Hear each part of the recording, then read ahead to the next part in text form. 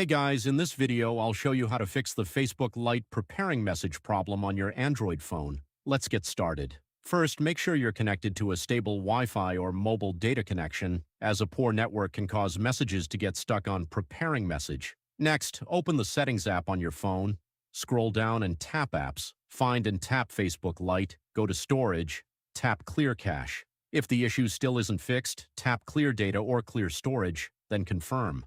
Now go back to the App Info page and tap Force Stop. Tap OK to confirm. After that, open the Google Play Store and search for Facebook Lite.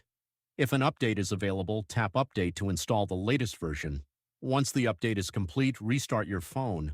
After your phone turns back on, open Facebook Lite and try sending your message again.